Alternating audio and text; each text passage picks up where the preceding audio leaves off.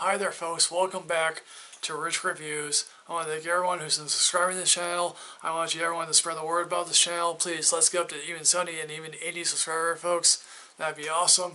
I want to thank everyone who's been watching the Mr. Church review. That is really great. I want to thank everyone who's been commenting. Please don't be afraid to comment, folks. Let's start a conversation here, folks. I want to thank everyone who's been watching the 13th review. I want to thank everyone who's been watching Mad Knox review. Help me get the least shoot films up with more views. That'd be awesome, folks. Thank you very much. Let's get to today's review here, folks. That'd be awesome. Denial, directed by Mick Jackson and written by David Hare. So on September 5th, 1996, the British historian and noted Holocaust denier David Irving, played by Timothy Spall here, filed a lawsuit in the UK against the War Lipstadt, played by Weisz, basically, who was an American University professor at the time, with libel. Several years earlier, when she was promoting her book, Denying the Holocaust, Lipstadt devoted a few paragraphs to Irving, who was indeed a Holocaust denier at the time and was trying. Irving was basically trying to rise to the ranks of British historians in the circle of historians, basically here, and basically Lipstadt called out Irving as a falsifier and an anti-Semite, and also trying to cast Hitler in a favorable light here, basically. And of course, Lipstadt obviously could have settled out of court with Irving, but she felt that the facts were on trial, and basically she felt, I can't settle with a Holocaust denier here, and so basically, she felt it was her belief that she should go to trial to debunk him and try to basically say, hey, he's not a real historian here, folks. Of course, this being a British court and not an American court, the burden on proof is on Lipstadt to prove that Irving is a falsifier and, an anti-Semite and casting Hitler in a favorable light here. Lipstadt then hires Anthony and Julius, played by Andrew Scott, who was he was a mediator on Princess Diana's divorce with Prince Charles. He also hires Richard Rampton, played by Tom Wilkinson.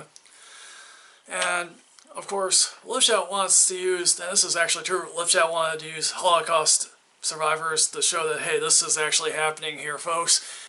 Rampton, along with Julius here, basically says, yeah, we don't want to do that because you don't want to play in the hands of Irving here, basically, who will tear him to shreds because they are, have different contradictory things here happening. So, and that basically irks, Lipstadt here. Of course, and basically irks, some Holocaust survivors who are at this trial because they feel like they're being victimized all over again, and also the Jewish community feels they're going to be victimized. The trial here is the best part about this film, and again, what happens here in court actually happened in real life here, folks. And it's not the usual Law and Order court case or any other court show or any other court movie that you see in which the defendant here or Irving here is breaks down or does anything else. It's because here's the thing, court is a drab affair, basically. Court or great law firms, they employ hundreds of people, to look over documents to find out who is making a mistake here and there. And basically, the court transcript is indeed, this all happened in court here, basically, and that, Rampton was able to tear down Irving and basically portray him as a petty, historian, as also a failed scholar, basically. And of course, Irving thought, okay, I'm going to get publicity, I'm going to come out on top of this. And of course, he didn't. He, I guess maybe he tried to spin it here, obviously, that say he actually won. And of course, he didn't. So, are also interviewed on TV here, during this trial, and they're saying, if this case goes a different direction, how do we, how are our work going to be, judged by the far left and the far right? Are they going to attack us now, basically?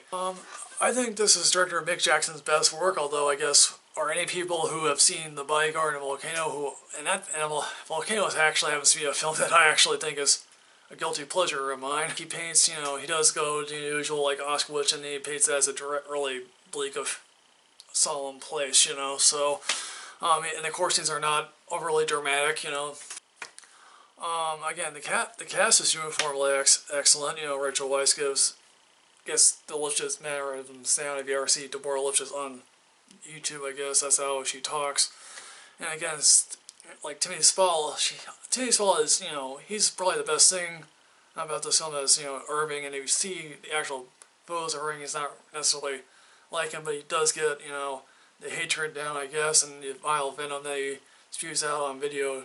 So, Spall's performance Oscar-worthy, I really don't know, but again, it's like anything is possible, but considering that the fact that we have, a couple months more of films to come out. You know, it could be this weekend, maybe, I don't know. Wilkinson, you know, Wilkinson is probably the very fascinating, the actual character he plays is fascinating because he's trying to say, yes, we all know this is true, but how do we prove it constantly? And that irks Lipschat, basically. This film is so well put together, and because the cast is uniformly good, and I guess this film will satisfy court junkies and maybe some historical scholars here. I'm giving this a, you know, leave work early because I truly suggest you seek this film out here. So folks, what's your favorite court case film? Please put that in the comment section below. As always, like, comment, subscribe, and enrich yourself with knowledge. I will see you all later, folks. Have a good weekend.